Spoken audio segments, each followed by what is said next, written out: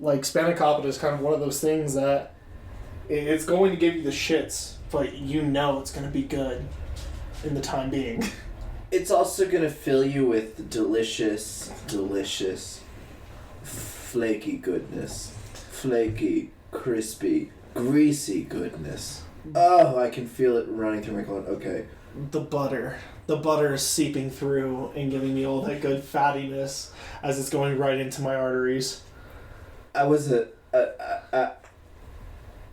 started describing my colon and I got a quiver, so I gotta just stop. Pull back. Welcome back to another episode of Campfire Thoughts. I am Adrian, your host, and today at the fire we have my co-host, Seth. Greetings! Today we have a fun-filled episode full of different ideas that we've been going around our head. Let's go into it. So, are video games running out of creativity? Do you feel that, Seth? I'm not, like, the games, I was sort of, like, talking about some of this recently, where it's, like, the games I've always been into have always been a little bit different than, like, mainstream popular games. Yeah. And I sort of came to the root of why. It was that when I was growing up, the system that we had at my house was a Super Nintendo, and it was my sister's. And I remember watching her play the Super Nintendo, but I don't remember once ever playing with it. I had to sneak when she wasn't around to play. She never let me play with it. So I was always only ever into solo games. Mm-hmm. So, like, that was always the kind of into. So, like, a lot of these, like, games are really popular now I've never really, like, got into. But, like, I've seen other people play them, and they seem boring, for sure. Like, It's kind of like the same thing, like, you're collecting crap and shooting shit, but, you know.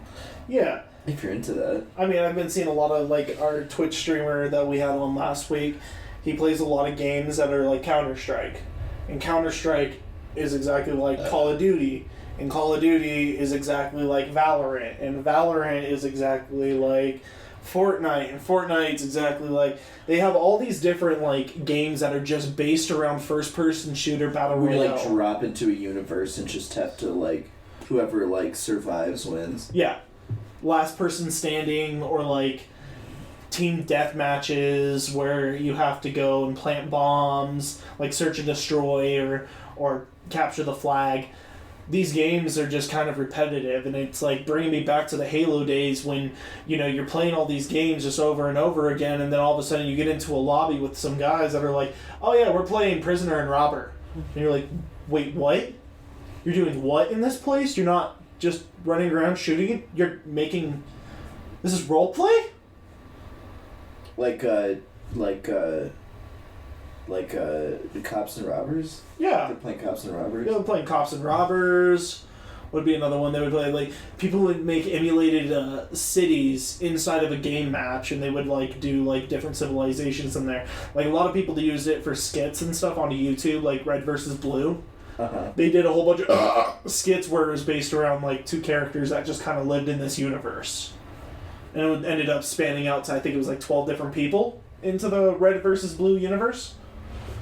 But I just feel like these games nowadays, they're not wanting to change. They found this formula that works, and they're just like, we could just keep producing this, and we know that people are going to buy. We're not going to try getting any creativity into it. I think that, like, games that involve, like, two people or more than one or two or more people in competition with each other, like, they're going to be formulaic to some extent, because it's like they're all based on, like, real life games to some extent. I mean, if Fortnite was, like, a real thing, it would be horrible, but, like, that's, like, a thing, you know? Yeah. Or, like, you know. It's kind of like a mix between Minecraft and the Hunger Games. Or, like paintball or capture the flag, like you mentioned, you know? It's, like, you know, the same, like, just that kind of game, you know, where you shoot, like, you know... It's all just war tactic games, stuff that we took from different wars that we've already been through, and we're just putting it into video games for people to amuse themselves. Yeah, a lot of that's, like, simulation of, like, warfare or, like, the hunt or something like that, and it's, like, an extension of that. And, like, it has to do with, like, math, too, where it's, like, if there's a competition, there's, like, certain things that, like, you know, with, like there's certain, like, decisions that you would make to be, like, to your own advantage given the situation. And, like, there's sort of, like it's sort of there's a certain logical way of determining what is the best, like, and like you're just gonna do whatever the best is in that situation, you know. It's like there's a best strategy to something, you know. Yeah. So it's like there's gonna be like sort of a formulaic way around that, where it's like I feel like in a video game, where it's like innovative is where it's like you have like a role-playing game where it's like one person, you know, telling a story or something, mm-hmm. and it's an experience that's different. You remember like Res? Ever played Res? I don't think I have. It's this crazy just like acid trip game, and it's like you're kind of shooting things, but you're kind of in this like geometric like sort of thing, and you're just having this like experience or whatever, you know. Like there's a lot of innovation that can happen, but like I feel like when like you're just sort of playing around like when you're playing a game with like your friends, there's like a limit to how many different like combinations. They're just sort of going to be different derivatives of the same thing that existed sort of a lot of them like before video games, you know. Yeah. I feel like we need to figure out some other type of formula for video games that is other than, you know, what we've already known, but I feel like that's something that's not really going to be able to happen because the majority of people just want the same stuff that has been coming out for the past 2 decades. If you think about outside the scope maybe of like violence, you might find something like different, but would it be fun? No. It wouldn't be fun. Like in the history of violence, I think everything's been done. That's probably true, right? Like yeah, they even made like a Friday the 13th game where you're a serial killer that goes around and you just kill people. Right, like Animal Crossing is an innovative game. It's new and it's interesting, but because it's not like that at all. Yeah, but there's no competition. It's still the same as, you know, the first couple of Animal Crossings. It's not like this is the first Animal Crossing that came out. Like, oh, well, I mean, then you're talking about where it's like they just repackage the same game with a different like, it'll be the same game, but it'll be a different company, and like instead of being like it'll be something. Instead of being COD, which is military, it'll be Fortnite, which is sort of cartoony, right? Yeah. Yeah. Yeah. It'll be repackaged with the same fundamental structure to it, you know? Exactly. And then I'm not saying, like, I hate all these Which games. is fundamentally what the fucking Romans did to the gladiators, right? They just threw them in a pit, and they had to fight each other until one of them lived, right? And everyone would watch. Yeah. That's what Fortnite, that's what COD is, right? Yeah. The Romans invented, that was thousands of years ago that they invented that shit. So it's like all, like, derivative. Yeah. Yeah. It's just all... you know, the massive population control that they had back then is now put into a digital world where no one actually really gets hurt. You know what would be fun? Like, you're in a competition with somebody and, like, you're, like, in space and you're, like, God and, like, you're in control of a planet and you have to, like, develop a civilization on this planet, like, from the life there, you know, and the environment that's there, and then go in an intergalactic war against, like, your opponent's planet, like, at the end. That sounds pretty cool. It, like, takes like Sims tactics and then put some war tactics into it.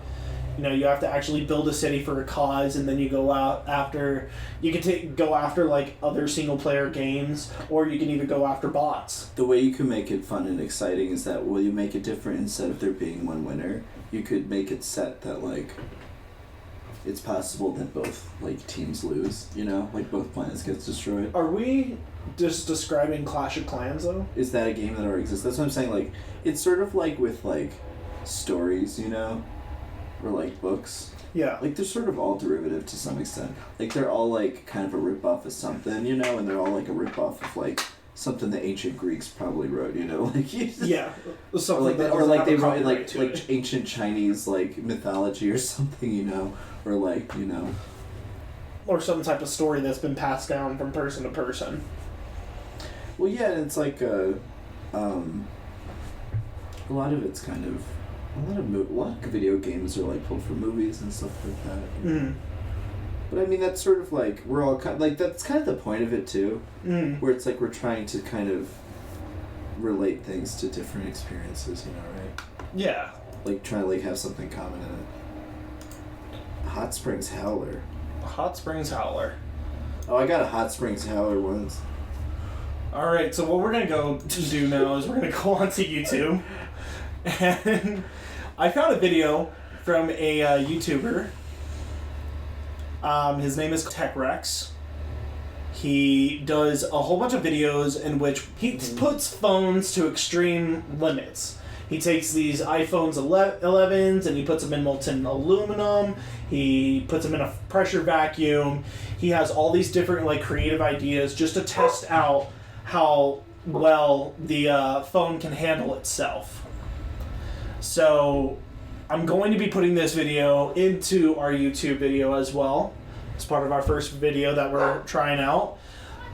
Like I said, this is Tech Rex. He's dropping an iPhone 11 Pro down a deep hot cauldron hole. So I'm going to skip ahead into it. The beginning part of it, he's just showing a brand new iPhone 11, shows his sponsor, which is LastPass, and then him putting a phone onto a drone, and the drone slowly lowering into the water. So we're about 3 minutes in. Is this a natural? Yeah, this is a natural hot cauldron hole. Oh. About 10 more seconds. Somewhere in Texas, I believe. And now let's pull it out. So it's coming out. We're going to skip ahead again, and we're going to go to the video from the iPhone 11. It goes in the water? Oh, the iPhone goes in the water. Yes, it goes into the water. Okay. Nothing special going on. You know, iPhone is just recording the volcanic rock that is underneath it. It's pretty interesting. There's a whole bunch of different growths. But it comes out fine, right? Perfectly fine. The phone is barely cracked. There's nothing really on it. Oh, that's like hot water? Yeah, it's very hot water. Oh, okay. He said it was like somewhere between like 1,000 to 4,000 degrees or something like that. It's something really, really hot. Wow. Because it naturally steams and it naturally boils. Yeah. So this is video number 2. He goes and dips it in a second time. Mm-hmm. It's a cool rock formation. It is a very cool rock formation. Did you hear that?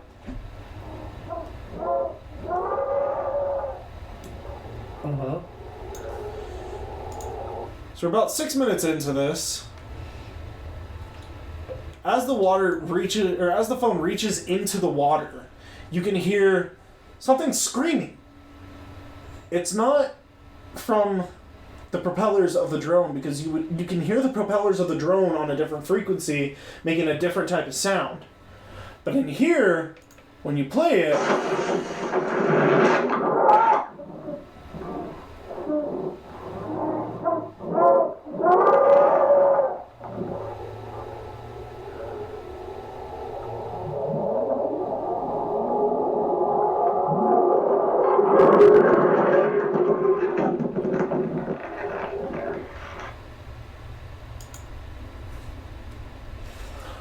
what could that even possibly be? It's the vents. It's the vents of what?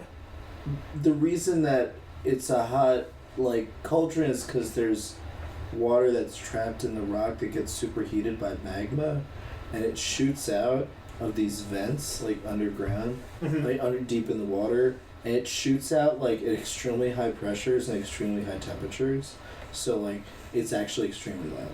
So that's what that is. Oh, okay. So it'd be the equivalent of you, like, screaming underwater. It's sort of like the bubble, you being near the bubbles as it comes out. It's like an underwater steam whistle. Mm-hmm. Like you can find videos of them like in the ocean and stuff like that of what the vents look like and stuff like that. You've seen it before, like the deep sea ocean vents. I have not. It's really cool. Basically, so in areas where there's like it's like deep in the ocean, but there's also hydrothermal vents like, you know, on land too, like in Yellowstone and stuff like that, where like the crust is like thin and basically water seeps into areas where there's liquid magma. And it superheats the water and releases a ton of like sulfur and stuff like that. That's why the water in those things is toxic. And like only certain kinds of things can live in them, and the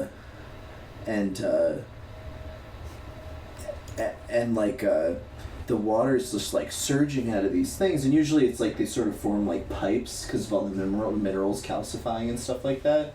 So it's literally these giant tubes, like a pipe organ, And, like, some of them are, like, the size of skyscrapers in the ocean. Uh-huh. And, like, they're whole colonies of, like, worms and crabs and shit that live on them, and bacterial mats that, like, and, like, archaea and stuff that, like, grow on them and stuff like that. It's really cool. And, but the water is so hot that it's lit thousands of degrees as it's coming out. And it's at such high pressure because it's so hot but still liquid. Mm-hmm. You know, that it's, like, extremely loud. Like, yeah. So that's So what that sense. is. And that's way cooler than a ghost, right? That is way cooler than the ghost. Yeah. Because that's actually explainable. It makes sense on why in the video you can see the phone just kind of like spins completely out of control. It would be cool to see like a submersible that could handle the conditions better than an iPhone, although that it's impressive that could handle that. But like That is very because impressive. whatever is making that sound, that vent, probably looks really cool and might have weird crabs in it or something, you know, like. I mean, if they're crabs, they're probably already ready to eat. It's like really cool because there's whole like, it's really fascinating actually, and. Would you be able to eat food that you would put in that water then? Like, let's say we just took a whole bunch of crabs and we put it into a basket that was hooked up to a couple of drones, and we dipped it in there for all of maybe like 30 seconds, pull it back out. Could we be able to eat that same crab?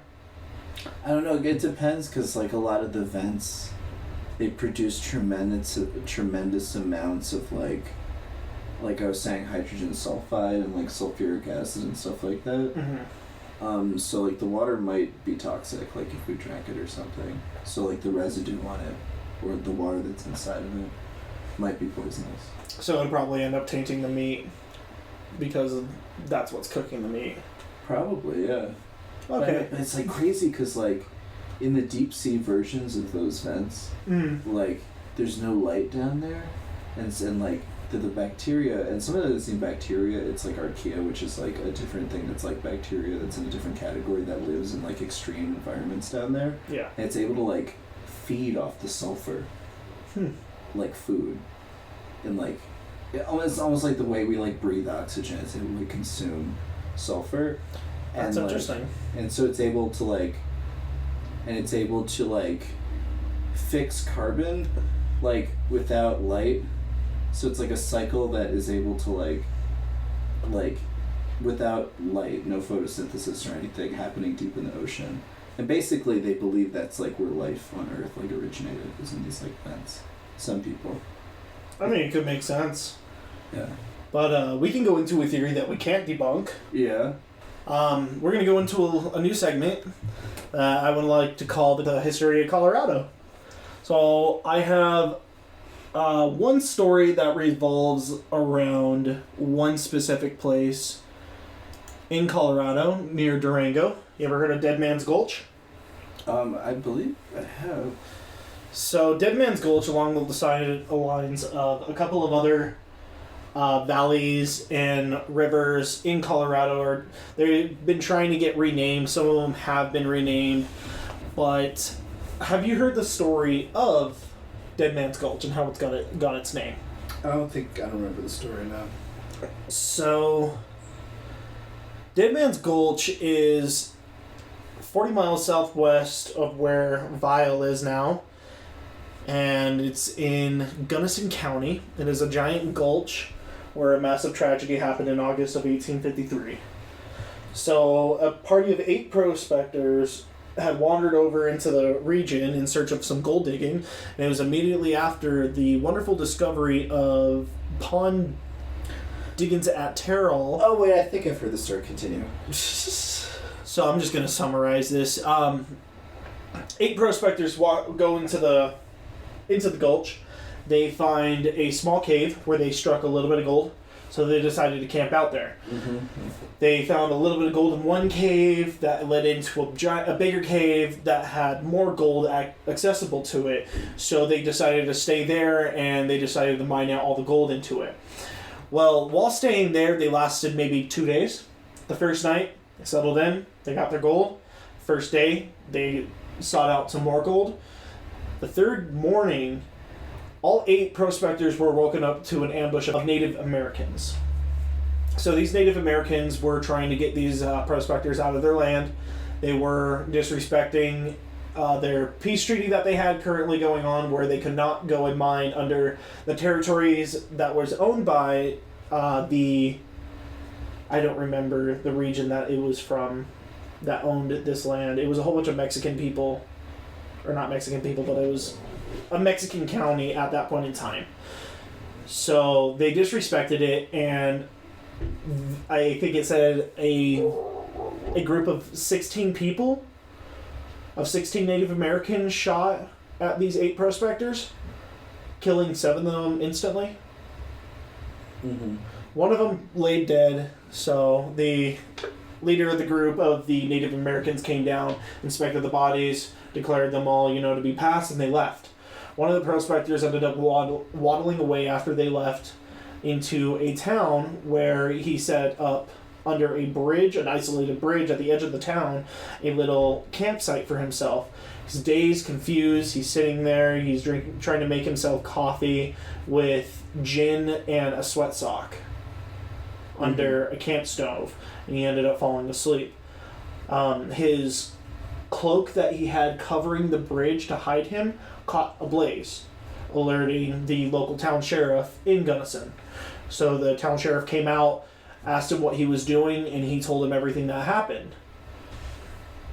Well, they wanted to keep it under ways, they wanted to keep it down low, so the sheriff shot him. They didn't report any of it, they didn't do anything with it until 2 weeks later. 2 weeks later, 2 local fishermen that were trying to go pass through the valley to get to a nearby lake passed into the valley and found 7 people dead, just decomposing. He brings one of the heads that was still intact back to the sheriff, and he declared that Dead Man's Gulch and declared it a place to not go back. They set out a funeral for all 8 of those prospectors. I guess I hadn't heard that story. I thought we were going to tell a cannibal story. That's a different story. The cannibal story? Is the cannibal story in Dead Man's Gulch?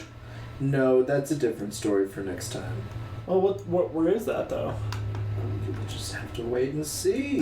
Cliffhanger. Tune in next week to find out more. See, they're the crabs! The crabs on the vents! The crabs! They're all white. Yep, because they're no light. So, we're going to skip into a little bit further, into 1863. Mm-hmm. We're only going a decade farther. Dead Man's Gulch is not really a concern to Coloradans. In Gunnison and in Vial, they are starting to build. They're starting to make an actual city for themselves. So we are now going to go in to Felipe Espinosa, also known as the Headless Horseman, also known as the United States' first serial killer. So the story of Felipe Espinosa is he is a northern Mexican that settled in Colorado in the plains of Durango. 1863 came around. He's living there with his 6 family members. They're all living happily. They're living under the treaty saying that they cannot, no American can come and take their land from them as long as it's in Mexican territory and they're an owner of the land. Well, this treaty is broken in 1848. Is that where it said that? No, that was the Mexican-American War. That was just... Yeah, the Treaty of Guadalupe had got to Hidalgo. Yeah, it grew. So when is it? So I believe in 1862, a couple of Americans came in and they completely slaughtered 6 of his family members. He was very outraged by this, so him and his cousin Vivian took up banditry and they sent out a letter to the congressman of Denver saying that if they do not get their land back, they will kill 600 Americans, 100 for each of his family members that were taken from him. So Felipe was a very notorious killer of going and finding people, dismembering every single part of their body, including their tongue and brain from their head, and then ripping out their chest and putting a rosary on their stomach and leaving them like that. The rosary. A lot of sheriffs in the nearby county started going through and trying to capture him. Granby, Durango, Gunnison. I think there was like 7 different counties that were trying to find this one man and his cousin, but they could not find him. So he ends up killing about 60. He said it's 63 people he ended up killing. 15 men were sheriff, and the rest were family members of sheriffs and random civilians that they would rob. As you can see here, it does say that they did take up banditry. That's how they started their killings, is they would go and rob someone, they would take all their money, and then kill them so they couldn't go and report them later on. So I believe it was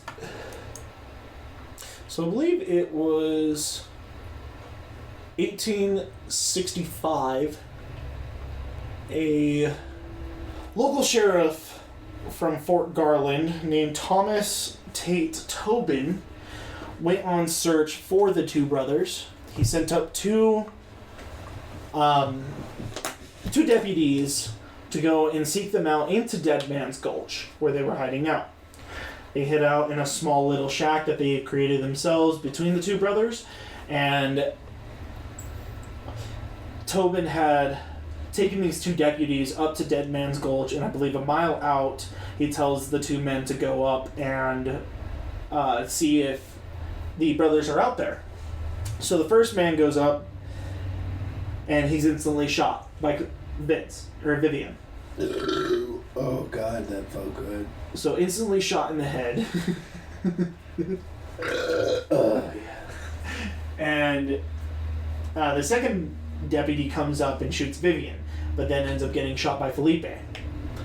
So the two brothers thought they were victorious. They come up, they start dismembering the bodies. It was said that they only got to one of the deputies' left arm before Tobin Tate came from absolutely nowhere up through the gulch and rifled both of them in the head.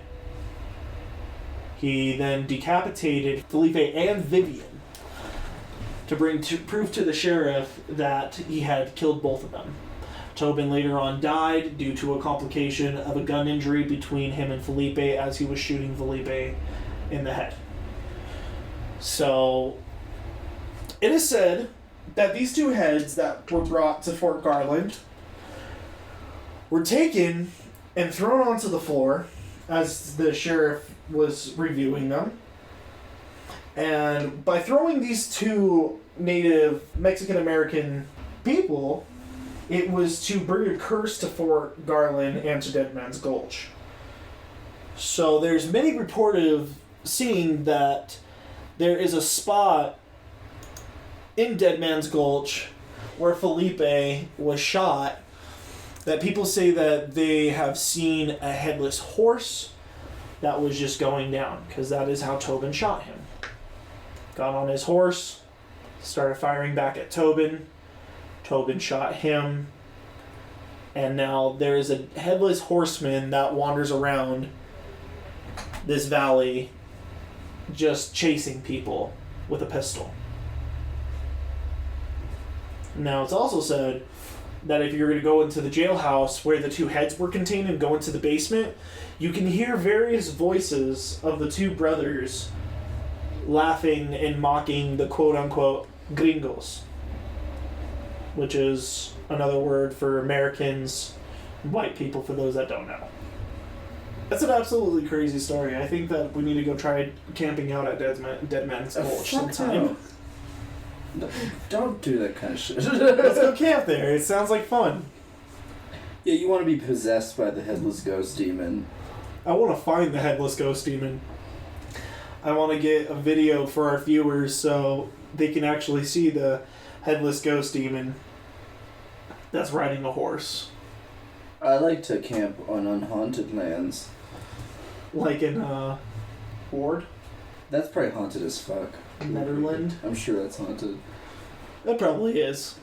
Even when you went into Utah, you probably went into some like haunted land. Utah. Yeah, Utah's haunted. All of Utah's haunted. All of New Mexico's haunted. Yeah. It's all of these haunted. states that were used to be owned by the Mexican territory are all haunted. Ugh. And they're all haunted by spirits that just want their homes back. Yeah, they're haunted by the people who had their land, like, taken and their people massacred. Exactly. Rather than the rest of America, too. It's all haunted. Maybe it wouldn't be so haunted if we were to honor, like, these tragedies in a different way. You know what I mean? Like, there's various different ways that tragedies are shown across the world. Like, in Berlin, there's that, the Silent Heroes Memorial Center for all those, people that were Nazis that helped women and children get past the Nazis. They were like undercover Nazis. What?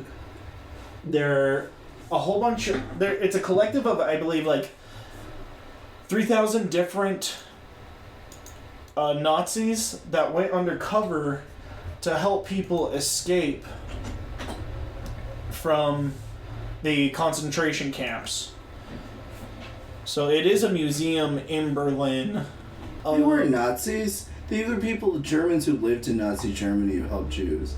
Yeah. Like the righteous among the nations, you know. They're the people that were like, this ain't right. There's an entire city named after, or it's called the Hero City in St. Petersburg. Uh-huh. Obliesk. Probably said that really bad. It's the 12th city of the Soviet... this is a memorial to the cities who were, like, you know, that The were 12 cities attacked by the Nazis during the war. Yeah. And see, like, I feel like doing things like this are... that probably have souls better resting in peace than in most places. I mean, if we're talking about, these particular, like, events, it's like, you know, it's very, the experience of that in, like, a place like Germany or Russia, it's like they have to mark it in some way. And then there's, like, the Heroes Monument in Laos. This monument was a monument that was dedicated to the Laos War that took... Oh, when Nixon bombed the living balls out of Laos? Yeah. This is for all those fallen people in Laos. I believe this is an absolute beautiful monument. It's based on a Buddhist stupa. It's it's like a funeral monument from, like, ancient India, but it has, like, symbolism in Buddhism, I think, about, like, the death of, like, the ego, I think. It's very beautiful. I mean, these are, like, some horrific atrocities we're talking about, like, with people, like, obviously, like... And I'm sure these atrocities have souls that wander around that aren't completely at peace. Like, I'm very firm believer that a big hot spot of paranormal activity would be in Chernobyl. But we don't really know because nobody can really visit Chernobyl safely, you know, besides certain parts of the country that are safe to go by, but not for a very long time. I don't know if this is ghosts or not, but, like, a couple of times, like, once, like, for work and, like, once, like, a family vacation, I've, like, traveled, like, to Europe. It wasn't like it when I went to England once, but it wasn't like the continental Europe when you went to, like, France or the Netherlands or Italy, where it's just, like, it's not even just, like, in the Netherlands, it's, like, World War II, like, the scars of that are, like, everywhere, you know? Mm-hmm. Like, the ghosts are practically walking the streets where it's like, oh, you're just walking around, you're high as balls, and you're bugging out because you just walked by, like, oh, this is where, like, the Jewish ghetto was, and it's a bus station because they burnt it down, you know? Or it's like, oh, here's Anne Frank's house, you know? Or it's like, when I was, like, 15 and we went to Italy, and, like, we're walking around like the Roman ruins, and like we see this fucking this like arch, you know, where there's like giant like Roman arches, and we're like looking at the sculptures on the inside, and these Roman soldiers are carrying a fucking menorah out of the fucking temple in Jerusalem. So like as a Jewish person, you go around Europe and you're like, this is a graveyard. Like this is like full of ghosts. Wow. And so that's like places like that. It's different in America where it's like, you know, there's like the ghosts of like the civilization that came before ours that was destroyed, but like our own, it's like we haven't been around as long. It's not, you know. Yeah, unlike places like in India and Tunisia, where there's like eons and centuries of different like data that could result into different types of paranormal beings. You know, like the history of India is very, very thick in a lot of massacre and genocide and just killings. You know, a lot of them branching from America, but In India, right? that was the British. Oh. That was the other American. Same, different. But no, there's a ghost. It's different here where it's like, you know. But then you go to some places here and like you can feel that. When I was growing up, we would go camping in this place in southern Maryland on this like peninsula. We would go to like go crabbing, you know, and because it was like right on the water and like there was like a dock and you could go crabbing right off the dock. You like walk from your tent to the dock and shit. It was great. And then it was like in the site of an old Civil War prisoner of war prison for the Union side. So like they had like Confederate soldiers just sitting there like rotting, like in like prison camps, you know. I think it was that. It might have been the other way around. Who the fuck knows? But it was in Maryland though. But it was in southern Maryland. That's strange. I don't remember if it was the Confederates or the Union who had this prison camp. But it was haunted as fuck, you know. You could like feel it just walking into the place. Well, it's like, we were there at night. Mm-hmm. You know, you're walking around at night. And I was with my mom, and my mom believes in all that hoodoo shit, so she was definitely, like, encouraging, like, the thoughts of it, you know? And, like... Oh, yeah. I'm surprised your mom hasn't started talking about, like, spirits when we walk around in Denver. Like, you could just feel an eeriness near Cap Hill. Well, yeah, because of Cheeseman Park. Yeah. But you know it was a graveyard. Yeah. That place is fucking... Go there at night, it's creepy as shit. Yeah, that's the scariest place in fucking I've ever been. Like, whenever we take the dogs out for walks in Cheeseman Parks, like, you can always feel somebody watching you, and you don't know if it's a homeless person that's watching you or if it's like a being that's watching you. Because there's been times where, like, last time me and you went walking around when we were at your mom's house, we walked by a tree. And we walked, like, around to the other side, and I'm looking back at that tree, and it looked like someone was, like, looking at us. So I paid it no mind, and then looked back again, and it was gone. So we walked up, and we went up to near where that library was. Or not that library, you know that one street that we would go down to get into Cheeseman Parks? yeah. When we went to that area, into that entrance... I, like, looked across the field, and that same figure was staring at us again inside the gazebo. Mm-hmm. And I knew it was the same figure because it was, like, this figure that looked like it was wearing a blanket. Which was kind of weird because it was a little bit warmer that night. And, like, the two options, both are bad. Scary crackhead and ghost are both bad, although, honestly, the crackhead's probably more likely to hurt you. Yeah, the ghost is just going to scare you. You're probably going to fall over at max, but the crackhead, he's going to come after you. Right. But yeah, that place is creepy. There's still bodies there. They didn't take them all out. No. I'm guaranteeing under that giant chapel-ish gazebo that they have, the stone one, I'm guaranteeing that's a giant hole. just filled with different stories of caskets and bodies. Oh man. That's I'm thinking about the trucks full of dead bodies in New York. That's probably where the underground bunker is. You know what conspiracy really irritates me? What? It's the DIA conspiracy.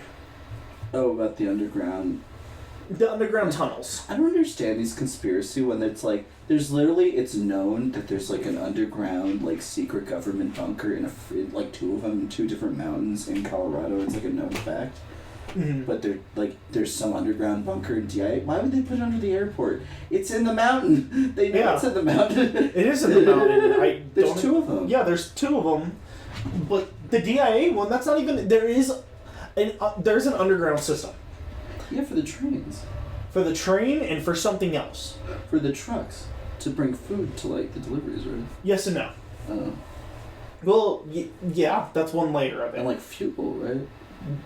No, Not that's fuel. from That's outside. Yeah. They have their own specific designated areas in which they get trucks for fuel, and they're able to distribute it out to planes and stuff like that. Because near my work is the airport, like, distribution for all the vendors and stuff. Mm-hmm.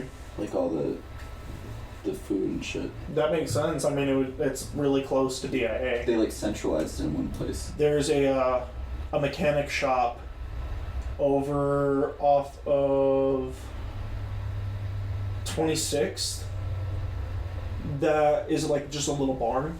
It just looks like a little barn, and they're exclusively for United Airlines. Yeah. Like they send their buses, their trucks there. Yeah. They've even sent like full airplane engines, and I know it's an airplane engine because it's like 4 giant blocks that it's on one giant semi. Yeah. So like it makes sense, but those underground tunnels aren't tunnels. It's like you said, there is the main tunnel that is about 4 layers deep that helps navigate people through vendors and management to get to like their bank telling station, because they have all the money for the safes and for all the restaurants and businesses that are in there underground. Right, and do the trucks go underground? They do go underground. Supplies, right? There's like a little road there. Yeah. So all the food vendors have to go into the certain doorways and the certain drop-off zones for all the vendors down there. Yeah. But like I said, this is only 4 levels deep.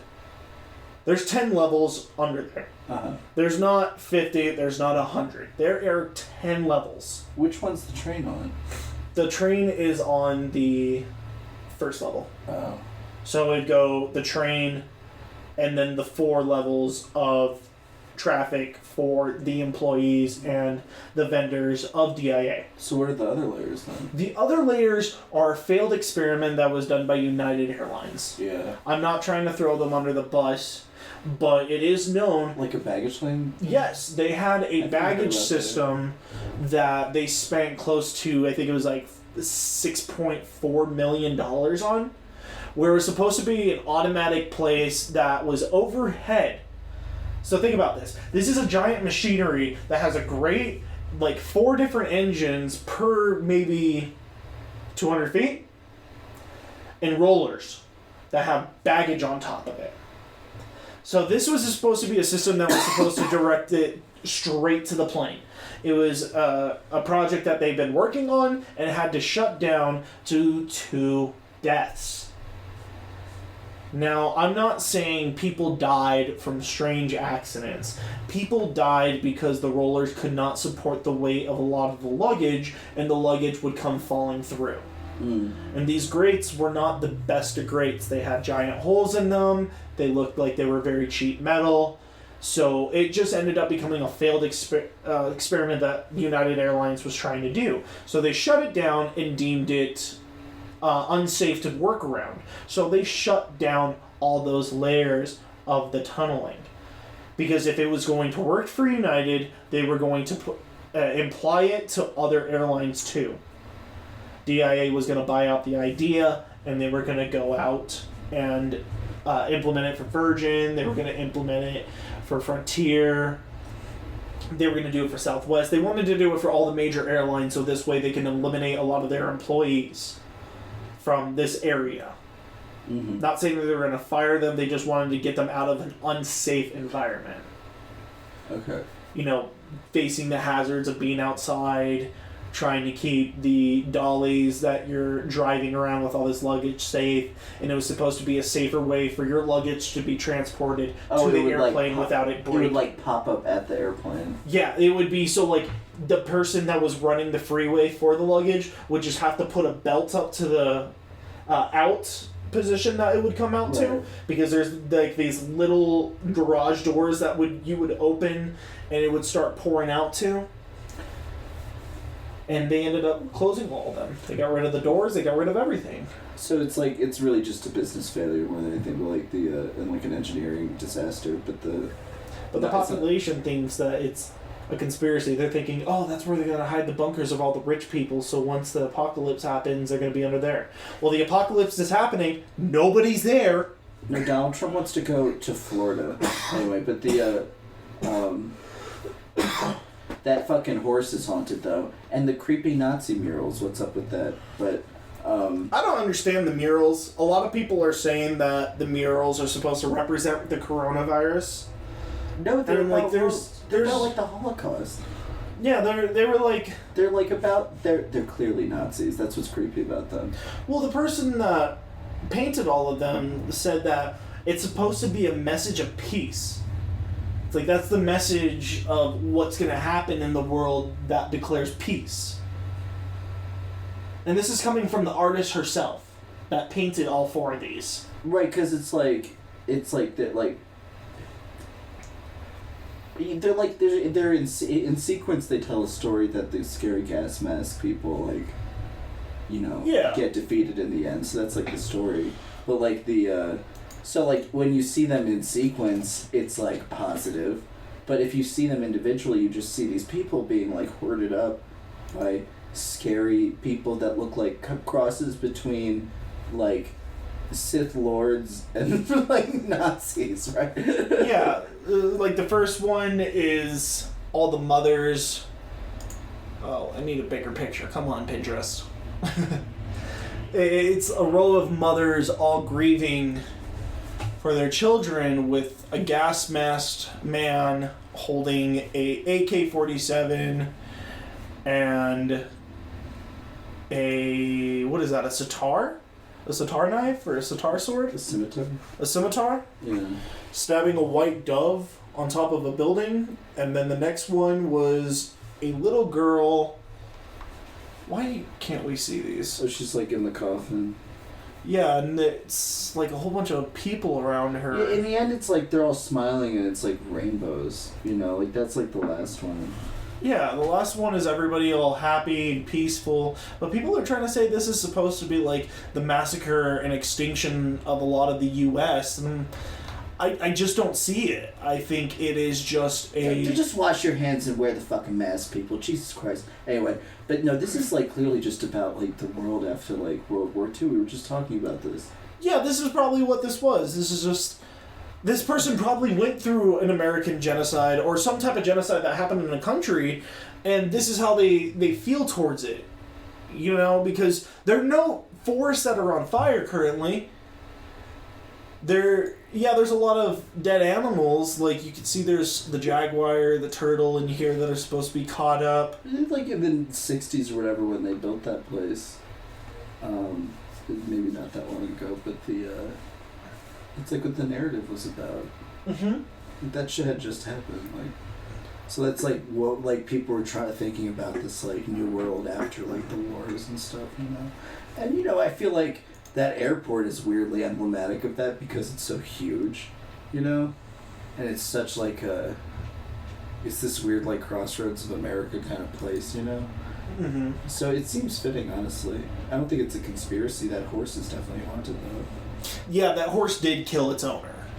Yeah. The horse is evil.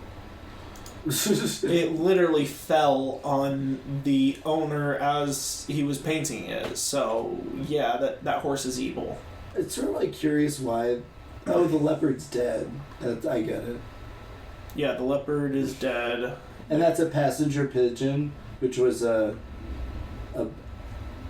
The passenger pigeon went extinct. So that's a species that like went extinct. Maybe these are all species that like went extinct or something. I mean, that did look like a leatherback turtle that's next to her. Yeah. Or no, that's not a leatherback, that's a green turtle. Look, there's a whale, there's a turtle, there's an auk that went extinct. And then there's a leopard. It's like talking about like destruction of nature. That's what this is symbolizing. Yeah, the first symbol or the first picture is the destruction of all the animals that have gone, like the humpback whale and the snow tiger, the gray wolf. A lot of these actually have come back too. They've seen more population of the humpback whale. They've seen more population of the snow tiger. The gray wolf is now coming back to Colorado. I'm not sure about the passenger pigeon. No, that went extinct. But the, and that's just like, look, yeah, see, the Nazi's dead in the ground. Yeah, the last picture, you have everybody from around every religion or around the world all joining together because... It just says peace, salam. Yeah. If you see the... And look, war, violence, hate, and the Nazi are at the bottom defeated, and the red... the Bolsheviks and the Nazis are down there dead, and the war, violence, and hate are crushed. And, look. And I believe this is just... They're all holding a ribbon that has different words that say peace on it. Oh, and look, the Israelis and the Palestinians in this mural are chilling with each other. They're down. Yeah, everyone's in world peace. No one hates each other. Italy and the UK, or Great Britain, are on their own thing. But that's Ireland. Oh, that's Ireland? Yeah, that's like, because, their thing. It's like the Israelis and the Palestinians. Oh, and look, America and Russia. That's what that is. Yeah. I won't go into that. I mean, DIA is a creepy place to begin with. You can tell that it was built on a place that shouldn't have been built on, because anytime you enter in the place, I don't know about you, especially going in through the train, there's just like this eeriness. I worked there for a couple of months, and just leaving that place at night just felt the weirdest, because your mind would play a trick on you. You would see a person sitting waiting for an airline that's not there, like the gate's not in service. It says no planes, closed. And you think you see a person there for a second, so you're not thinking about it because you're at the end of the shift, and you turn around, and there is no person there. But you're sitting there thinking, there was. I just saw a person there. You're seeing a lot of people all over the place, dude. I do see people everywhere. Like, you like, do we, like, is this the X-Files? Like, do you have, like, the Vision or something? Like, what is this? Like, are you like that kid from The Sixth Sense? I have The Sixth Sense. I see dead celebrities. Oh my god. Tupac and Michael Jackson won't leave me alone. Could you imagine Michael Jackson staring at you in your bedroom late at night when you wake up? That's your sleep paralysis demon right there. Oh my god. Nose is like half falling off, and he's staring at you like, I wanna play. Where's my blanket? It's like actually a nightmare. I want my bubbles. And Tupac's just like angrily rapping at you. I feel like Tupac would also be weirded out by Michael Jackson. She's like, I'm a ghost, but this shit's weird. Like, no, this is the external nightmare of your sleep paralysis. Tupac and Michael Jackson just like doing their own thing, but like making commentary on each other's thing. Tupac is rapping at you, but he's rapping about how flamboyant and how annoying Michael is, and Michael is singing about how angry and upsetting Tupac makes him feel. It's like Michael Jackson's like playing Animal Crossing and like live streaming it, and then Tupac's like writing nasty comments like in the comment Tupac section. and Michael are fighting or arguing just like your parents do after a really bad weekend. Oh my god. They're trying to return like They're trying to return a broken toaster oven at like customer service in Walmart and giving the people a hard time. Oh my god. Well, I don't think the DIA is ever going to really have a problem with, the whole conspiracy thing. I think that thing is just really going to give them more business in the end, because a lot of people that are going to be ghost hunting are just going to go to DIA, buy a ticket to go to somewhere that's even more haunted, but do a side video that is based off of, being in DIA. And who knows, maybe one of these days we'll end up doing that due to a layover or something like that. Maybe we'll have a special video between me and my fiance.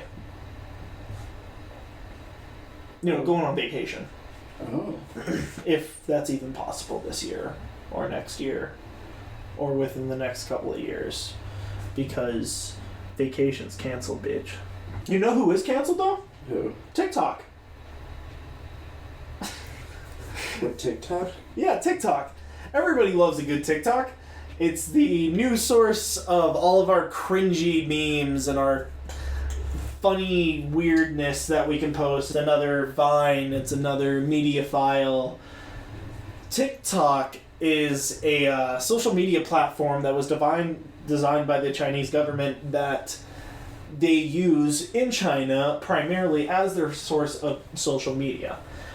Now, I don't personally like TikTok. I never really had. I thought it was kind of stupid. I thought it was, just one of those things that people are going to be using for, the next couple of years, and then they're going to drop off of it, and it's just going to be it's going to be Vine all over again. No one's going to care here in, 3-4 years from now about TikTok. But recently, they got hit with a $5.7 million lawsuit for selling children's data. Something that YouTube just got hit for maybe 3-4 months ago. Or no, I think it's been 6 months ago. Now, do you think this is going to be the demise of him?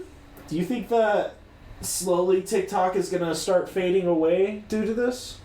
Oh man, I don't even fully understand what TikTok is, so I can't really say yes or no. I've seen some videos on there. I've not actually seen anything from TikTok on that platform directly. It's always been on like YouTube or something. I think if it is indeed something that was created by the Chinese government, then no, it will not be the demise. They'll figure out some way to continue to exist, or they'll turn into something else. If it's just like a way to like keep track of people, like Facebook is, it's just a way to sell like advertising. Yeah, because Facebook is really just doing all the same thing that TikTok does, except selling it to advertisers instead of giving you social credits to the Chinese government. Yeah.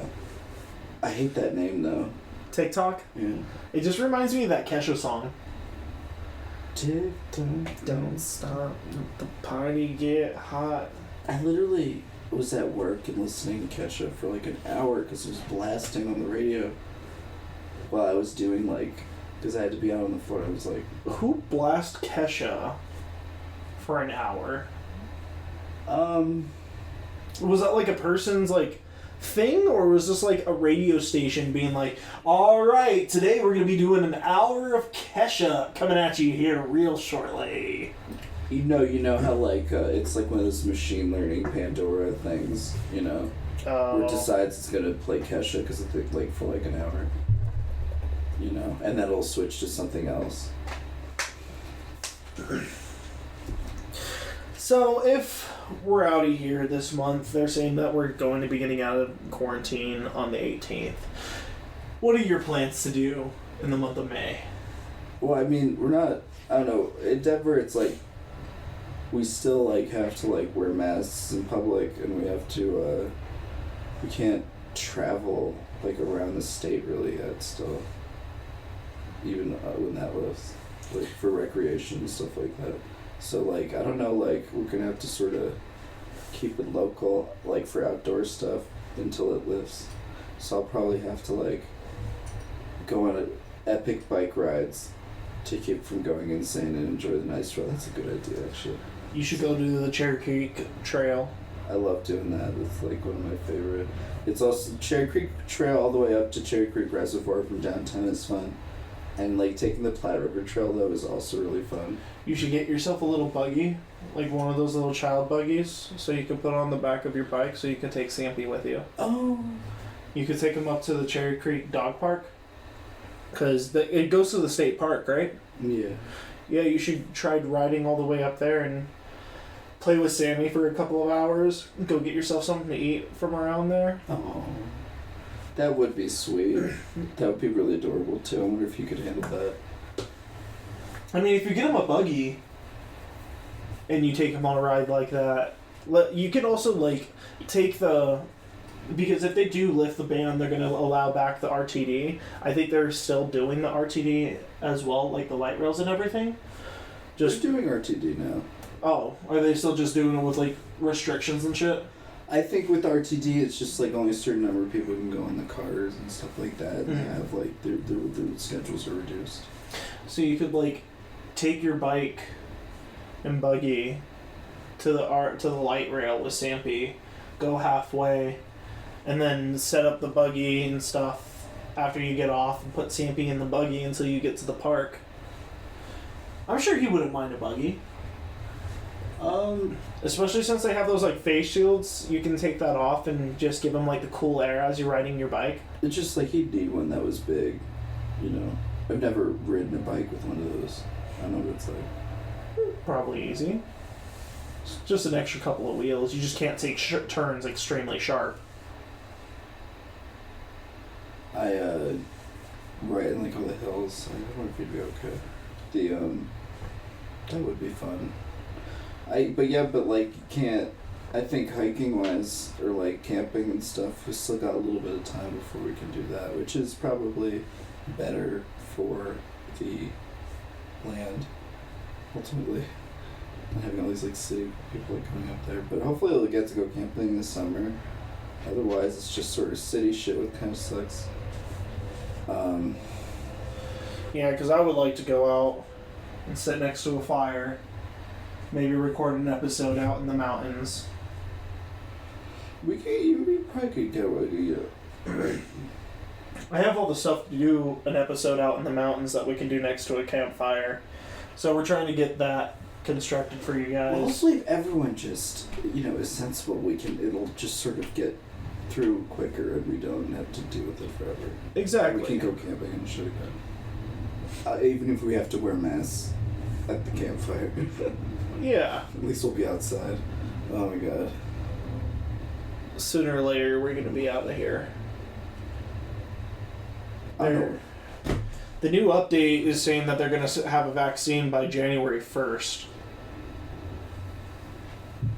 And they said, I think it was 2 months ago, that it was going to take them until 2024 to come up with a vaccine. So, this is good news because that means that the science for it and the technology is starting to kind of push along and get to a good place.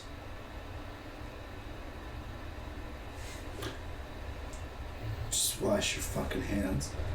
Yes, everybody. It's just like people... do your part, wear your mask, wash your hands, be safe and sanitary. Also, please check out our new social medias that we have going on. We have a new Twitter. You can find us at twitter.com/campfirethoughtsspodcast. Also on Facebook under the same name, and Instagram you have to find us under Campfire Thoughts Podcast, and our new YouTube channel, which is just Campfire Thoughts. Stay sexy, America. Don't forget to wash your butthole. Thank you for listening to another episode of Campfire Thoughts. Come with us next week. We normally upload every Saturday or Sundays, and join us around the campfire for another lubricated experience. Stay classy, America. Shalom.